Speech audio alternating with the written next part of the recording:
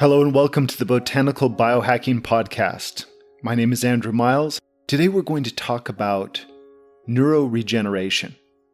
This is the ability for our central nervous system and peripheral nervous system to regenerate tissue that's been damaged. And for many years it was said that this is impossible. As we've come to learn, it is not only possible, but it's not actually all that difficult for the body once you remove the obstructions. This is also something that's been going on in China for at least 2,000 years. So we're going to cover a folk tale about a particular herb, go over some advancements over the last 2,000 years, and then talk to a really extraordinary doctor of Chinese medicine in Texas who uses Chinese medicine to get people who haven't been able to walk or even wiggle their toes for nearly a decade up and walking around. We begin with an herb called Tsatsa, which literally means rabbit seeds. In Latin, this is semen cuscute. Once upon a time, there was a farmhand who worked on a great estate. There were vegetables and rabbits of every kind and color.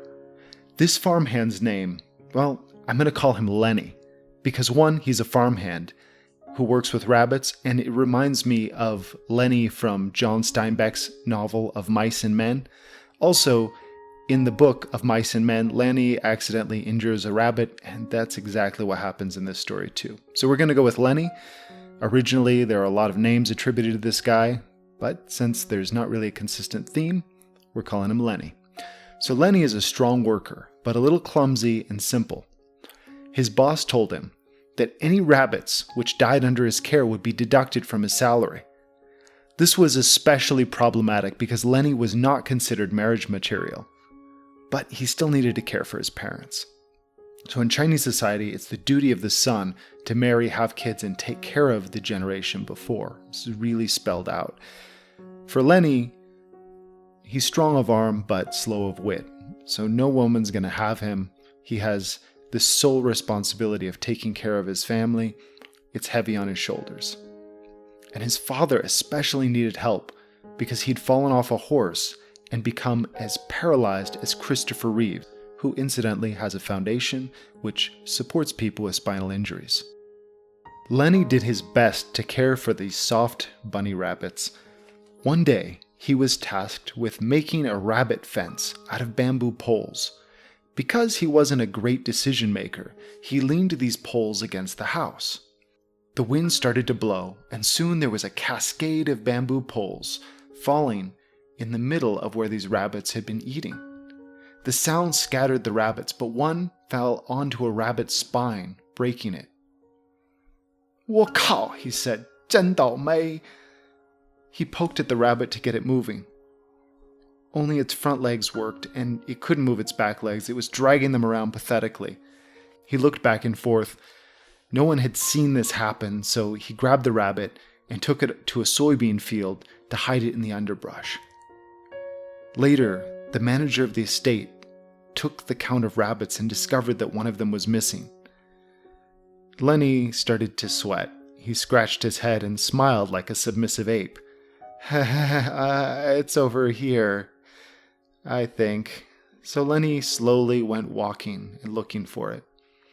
He walked by the field where he left the rabbit. And to his astonishment, he found it running around looking for food. Oh, it's over here, Lenny said. It took a few people to catch the rabbit, which at this point was quite spry. Lenny went to tell his dad about it. Lenny's father's ears perked up because he was also a paraplegic. And he thought about it. He said the rabbit must have found an herb and healed itself. He asked Lenny to try again and then to watch and see what the rabbit ate. The next day, Lenny busted a rabbit's back with a hammer and placed it in the field. The rabbit, it must be said, was understandably enraged about the whole thing. Lenny left and watched. The rabbit couldn't reach the soy leaves, but ate the seeds of a vine that grew underneath it. After 2 days, the rabbit recovered. That night he told his father what had happened and brought a vine to his father. His dad tasted it and thought it might work. It was a little bit bland, but who knew? He asked Lenny to do a final test to make sure that it wasn't poisonous. Maybe it was only a seed that's good for that type of rabbit, but if he could test it on a number of different rabbits, maybe that would help. He had Lenny gather pounds and pounds of these seeds over a few weeks. Then, Lenny lined up one of each type of rabbit and systematically broke their backs with a hammer. Then he allowed them to only eat these seeds and drink only tea made out of these seeds. Most of the rabbits recovered. His dad was happy to pay the fine for the ones that didn't. His dad asked Lenny to gather as much of these seeds as he could. The dad boiled them and drank the tea constantly. He began to regain feeling in his toes and a pulsing in his spine. Before 1 year, he was hobbling around. He began to make the seeds into a pill to guard his secret and started selling them as a miracle tonic to restore life. People started trying it and finding that it was great for spinal injuries and has a pleasant side effect of ramping up the libido. Lenny even started taking it and became smarter. Smart enough to sell the seeds in the public square and find himself a wife with soft, pretty hair. I'll leave it at that and let you fill in the blanks if you've ever read Of Mice and Men. Could the seed have actually helped this guy with his paralysis? Well, I have reason to believe that it could, and reason to believe that it may have been exaggerated or complete nonsense. We'll get to that. First, this herb, Tsatsa, semen kuskute, strongly increases testosterone. The production of a gas called hydrogen sulfide is regulated by testosterone. This gas acts as a neuromodulator. Hydrogen sulfide is essential to Schwann cell responses in peripheral nerve injuries. So when your legs get injured, when the nerves are injured, for the nerves to regrow and heal, it's essential to have the right distribution of this gas called hydrogen sulfide. Now, what can block that? Many factors can block this. So pending that nothing was really blocking it except the lack of this gas and low testosterone in the dad, then theoretically, yes, this could work in this situation. I wouldn't say, however, that for everyone with a spinal cord injury, that taking Tsatsa will do the trick. Realistically, it's not going to. And we know this because over the last 2,000 years, the care of spinal cord injuries has become quite sophisticated. Around 300 years ago, the care of spinal cord injuries in Chinese medicine really reached its zenith, and it did this with a man called Wang Qingren. He was inspired by Jesuit missionaries who were doing autopsies, and as he did autopsies on people, he found pools of stagnant blood. There was a lot of dead tissue, micro bruises, areas where there was pooled blood, stagnant blood clots throughout the bodies of older people. And the longer they had chronic condition, the more of this clotting they had. So he came up with a theory of increasing microcirculation to heal these types of chronic injuries. And one of his formulas is just a masterpiece because it is incredible for strokes and spinal cord injuries. This formula, called 不养黄武, increases circulation around the nerves, regulating metabolism, and promoting regrowth of nerves. And it does this through a number of pathways, including with gene expression. It enhances the gene expression of 13-DNF, activates MAPK/ERK pathways. It induces the regrowth of neurons, improves the expression of neurotrophic factors, NTFs, lowers the expression of neuroinhibitors. So we have these factors in our body that prevent nerves from growing too much. It goes ahead and dials those down so that the nerves can regrow.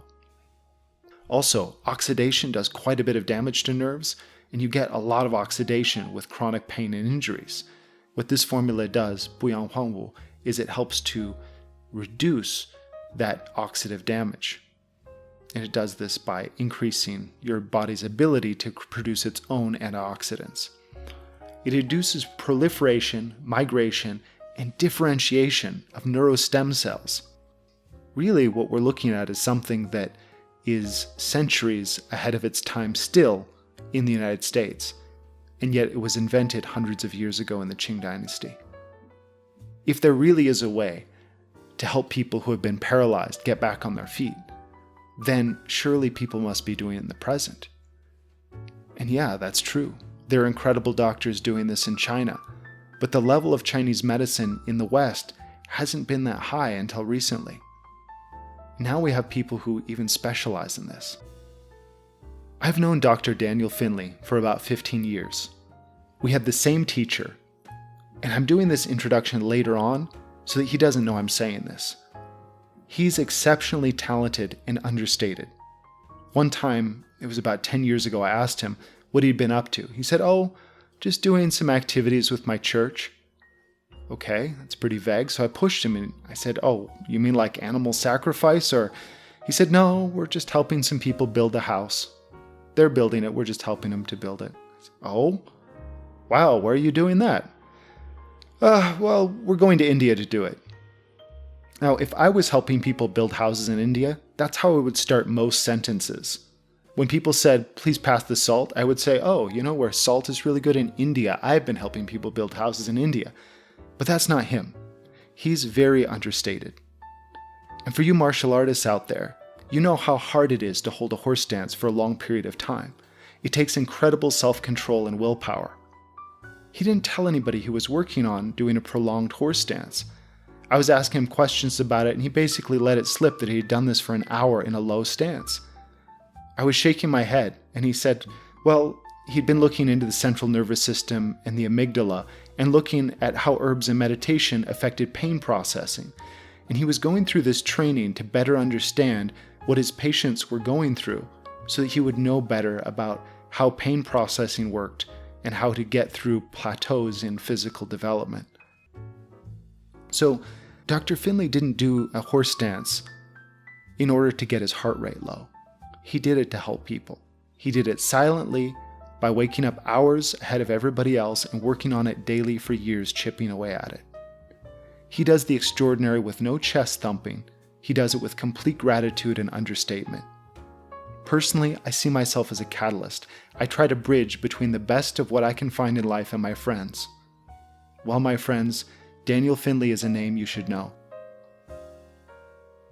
Can you please tell us how you got into treating spinal cord injuries and what the success has been?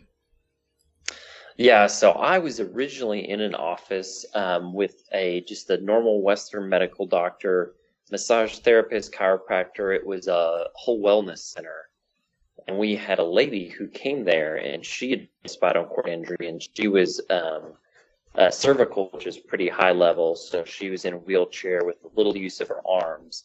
And she had come for some chiropractic work, and I got to talking with her one day, and she was interested to see if acupuncture could help her.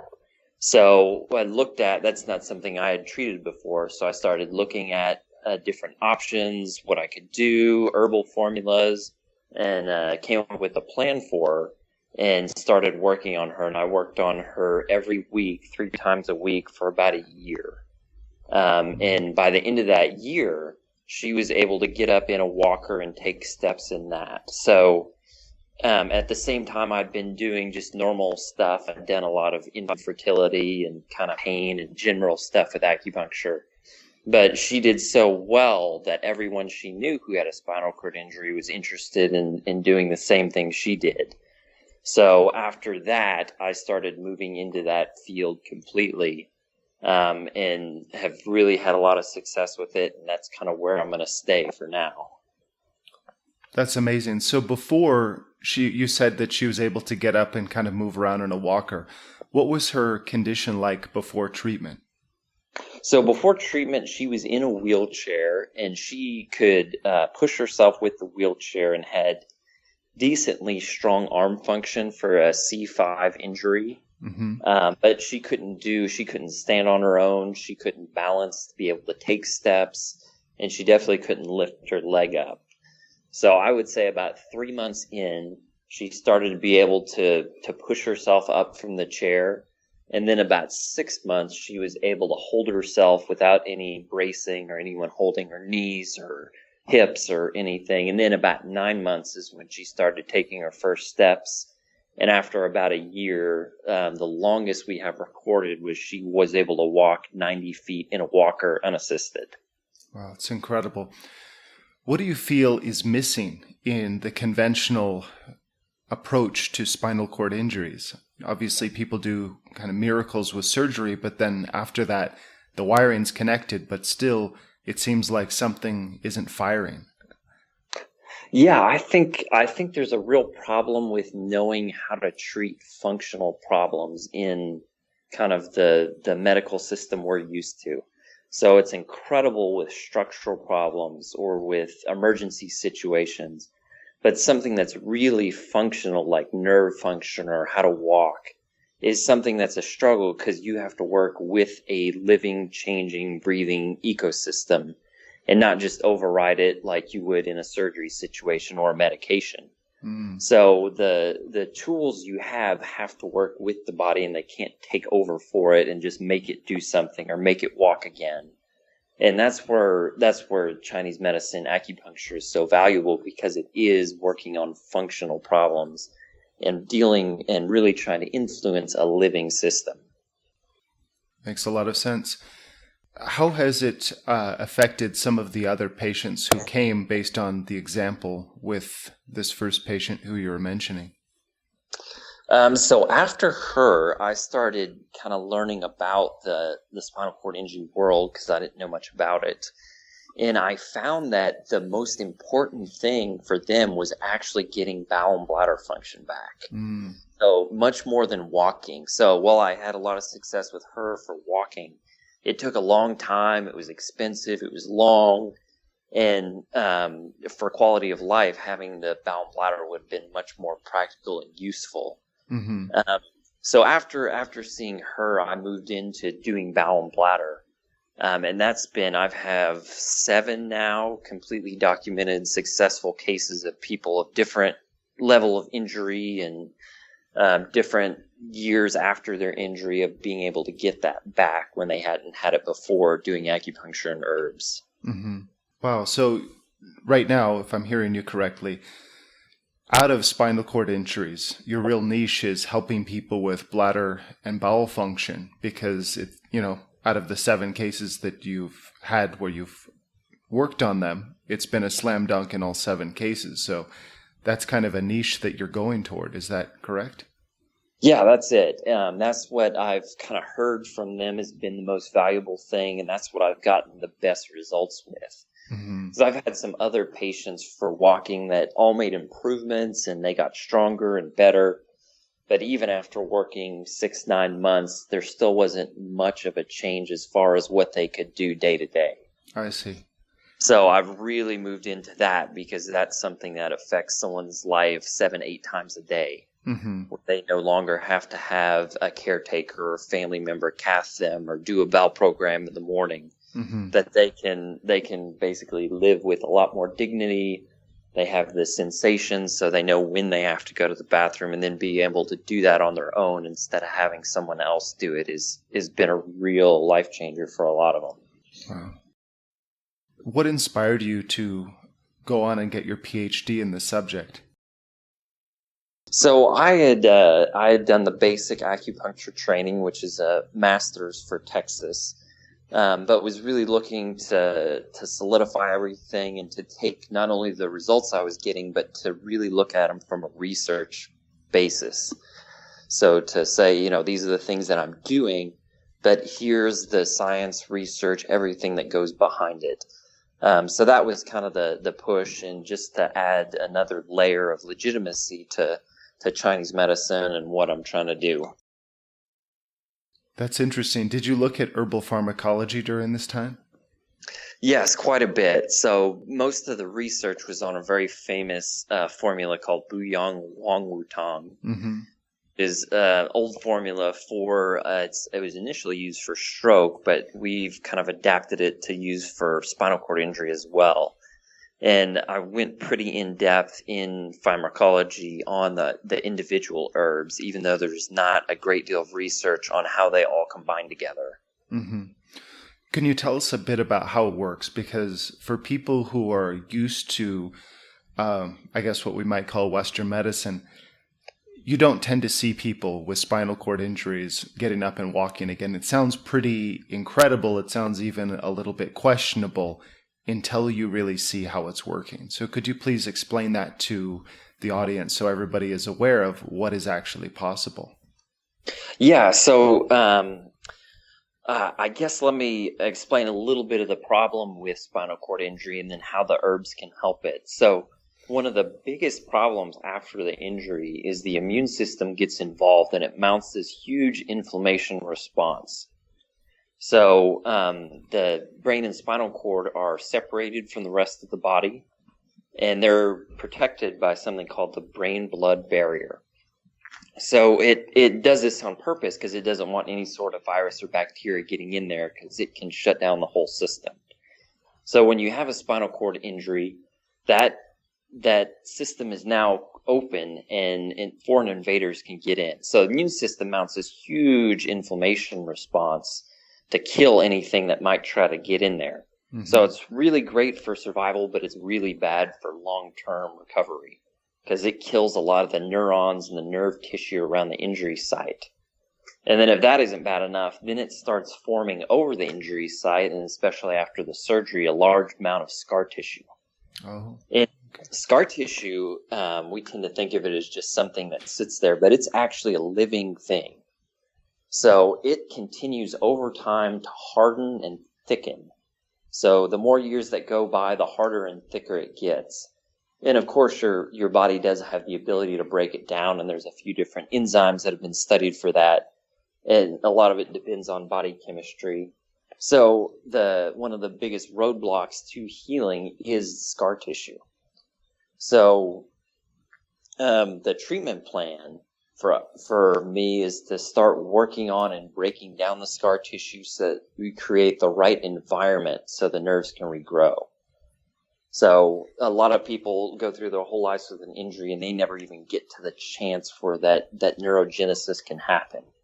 So with Buyang Wangwutan, the herbal formula, it's very good about supplying the nutrition and also the enzymes, antioxidants, different things that help begin to break down scar tissue. So there's a right environment, and then allowing that nerve growth to happen. So as they're doing their therapy, as they're trying to use the bathroom, you're starting to get these new pathways that are forming because there's the right environment with less scar tissue and less inflammation. Excellent. What role do you see acupuncture playing with spinal cord recovery? So I think the acupuncture is a great way to stimulate the nerves, even though they might not be connected to the spinal cord in a usable way yet. So a lot of the problem people with spinal cord injuries have is tone, mm-hmm. which is where the muscles lock up or they're spasming or they're trying to send a signal, but it's not being received correctly by the spinal cord. So the muscle will spasm or lock up. So the acupuncture is a great way to bring tone down, to help it relax, and then to help drive the connection back to the spinal cord. So even forcing dormant nerves and muscles to fire, even though they're not getting the signal. So it's phenomenal on that. So it really works on the physical stimulation side, and you're getting down. A lot of the points are around nerve clusters and bundles. So you're getting underneath the skin to where the communication actually happens with the acupuncture. So I would say the treatment plans. So we have it down now for getting bowel and bladder back is about, it depends on each person and each injury because they're different. But I would say the typical is around 6 months. So in what I've kind of seen, is that the plan is for the first 2 months is really cleaning out the body, working on inflammation, bringing that down. The next 2 months is really increasing the energy or the chi of the body and driving the nerve connection. And the last part is sealing it in. So a lot of things that help the myelin sheath form and really work on protection. So that's kind of and that's been the basic treatment plan for walking, for bowel and bladder, and it ends up being a lot longer. So the process for walking was probably at least 6 months of just cleaning the body out while doing all the therapy, and acupuncture. And then after that, driving nerve connection and finally getting to the trying to seal in what progress had been made. Are you having your patients do meditation or qigong exercises, or are they mainly passive participants in the process? I do. So right away, I have them do meditation. So they, and it's not what you would think of maybe necessarily as traditional meditation, but it is in a way. So right when they come to see me, they have to get into a routine where even though nothing comes out, they get on the toilet, they calm themselves, they do deep breathing, and then they imagine what it was like going to the bathroom. So the urine coming out, the feel, the sound, all that. So they do that right from the start. So when the connection does start to get there, the mental part has been taken care of months in advance. And we have them do that for about 10 to 20 minutes every night. So they're doing this meditation and calming themselves and relaxing and seeing and feeling and imagining. So then when it does start to happen, it's much quicker and easier than just being a passive participant. That's incredible. Was that an idea you came up with, or were you inspired or taught this method? Yeah, so after the first few patients I had, we would get to the part where it would start coming out, and I started to notice that they would just have a lot of accidents, and they weren't really participating in it. So then I thought and had read some research on meditation, and I even heard a story of there's one guy with a spinal cord injury said he did 3 years of Daoyin meditation, was able to restore his just with meditation alone. So after that, we have something that's useful. We should definitely use it. So now I incorporate that into every one I see for bowel and bladder, is doing that right from the start. How much do people's diet and lifestyles play a role in the recovery process? I mean, if somebody's drinking quite a bit and eating garbage, obviously that's going to take a little longer. So how do you curb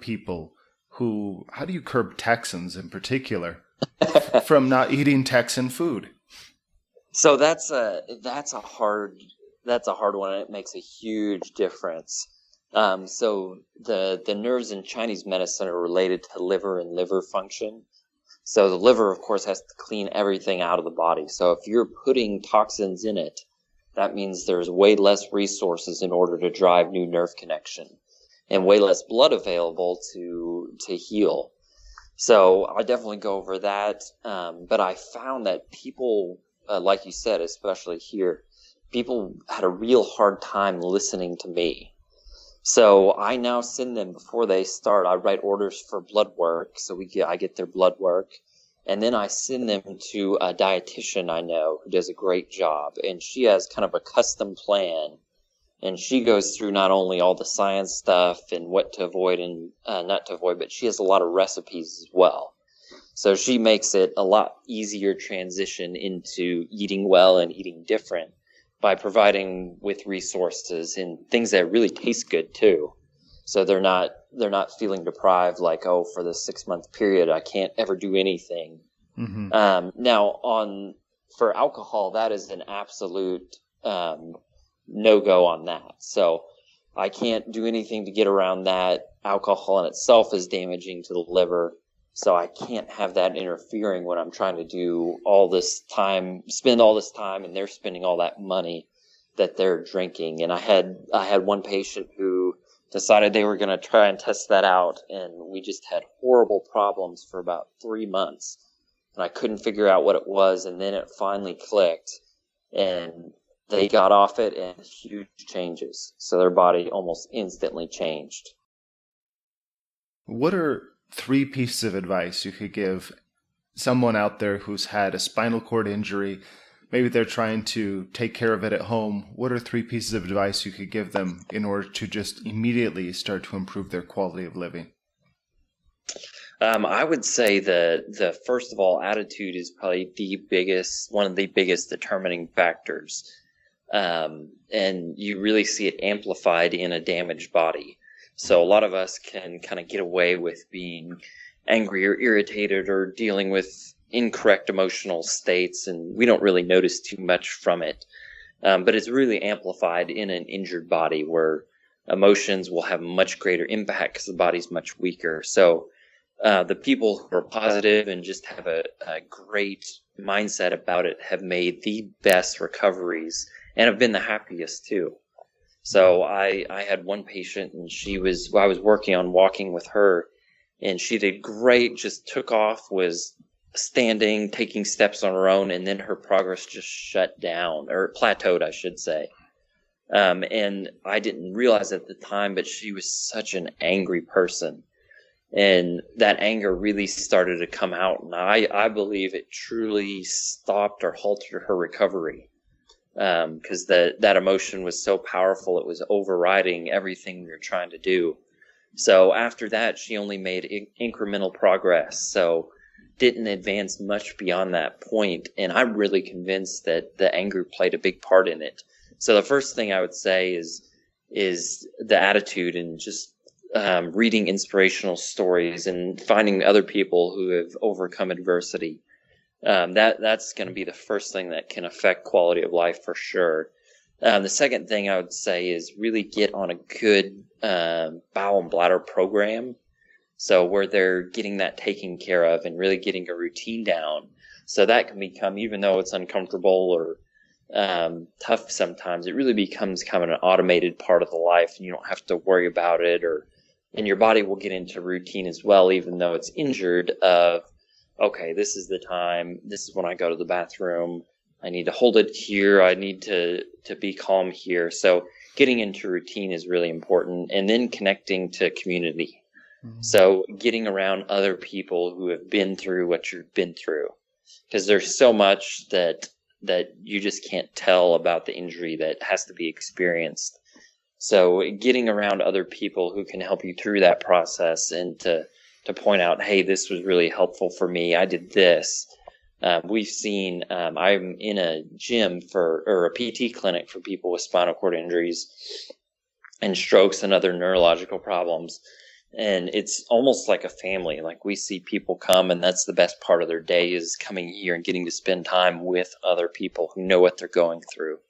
So really getting involved in a community was a big deal. That's incredible. What's the name of the center? So it's called the Neurological Recovery Center. If you know someone with nerve damage and you want to get them to see Dr. Finley, go to the Neurological Recovery Center in Fort Worth, Texas. This month, we are giving away a jar of an incredible herbal facial cream. If you want to know more about it, check out episode 18 called Botanical Skincare. To enter, simply rate this podcast on iTunes, Stitcher, or another podcasting service, take a screenshot, and send it to us at botanicalbiohacking@gmail.com. I know you've been thinking about it, and today's a great day to take that final step. Rate and review, send us a screenshot. Also, at the end of the year, we'll draw one lucky winner to come with us to Sichuan to experience a part of China rarely seen by outsiders. You'll be able to walk through the herb fields, see the labs, meet some incredible people in the world of botanical medicine. Thank you so much for telling your friends we are experiencing incredible growth. We're doing this to reach as many people as possible, to really be a bridge between the best of what's available in Chinese medicine and botanical medicines globally, and you.